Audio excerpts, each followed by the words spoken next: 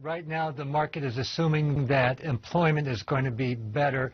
Unemployment is going to be better than expected, so we're hoping that the numbers are going to be positive relative to what is expected. We're positioned on the wait and see. We have no short positions. We're long the market but not totally invested. And right now, even though the GDP was not so good for the first quarter, the market is overlooking that and really looking more at the actual earnings progress that we had for the first quarter. And added to that, Dodge, we are seeing more M&A deal flow. How much of a positive sign is that of economic confidence returning and also companies more willing to deploy the cash that they are sitting on their balance sheets? Well, Sri, right now I think a lot of the demand for IPOs, for mergers and acquisitions, for new capital coming into corporate sector is based on low interest rates, and they hope that after 5.5 years of really stagnant growth that we're going to start to pick up.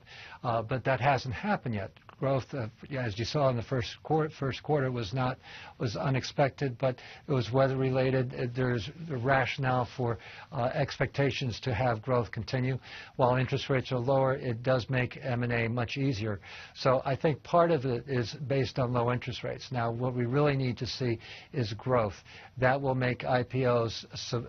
That will make the economy support the IPOs and the mergers and acquisitions that we're seeing right now. But that remains to be seen. Strategically, Dodge, you like the airline sector. Can you explain to me why? Because we are starting to see the price of oil creep higher. That's going to have a knock-on effect on jet fuel, big input cost for those carriers. Why so optimistic on the sector? You're absolutely correct. We are, from a fundamental point of view, there is a question as to what the future growth is for airlines, but from a technical point of view, airlines are part of the sector rotation that we're seeing. Airlines have been on a run. They've been consolidating recently.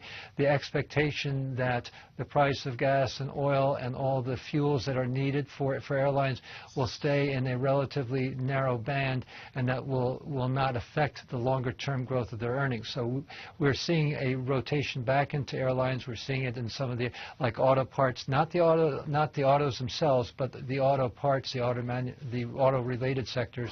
We're seeing some rotation back into these areas, and we suspect that there will be a rotation out. But for airlines, we're seeing more of a consolidation as opposed to a significant pullback. And one of your top picks is Dow Chemical, as well as Tenneco and Magna International, Dodge. Tell us why. I mean, Dow in particular, yes. Is that a call on the lower price of gas as an input cost because of the shale boom? Yes. That's going to be a big tailwind for the likes of Dow. Exactly, Sri, and that's why we're positive about it. We are looking to get involved with Dow, both on a personal basis and also for our clients. We suspect that this is a longer-term play, so we're beginning to see some longer-term opportunities as opposed to the shorter-term opportunities that are coming up because of market volatility, which has basically died down. Dow is much more of a longer term. It's also a big cap type stock, which we're beginning to see more of a confidence in terms of investing longer term.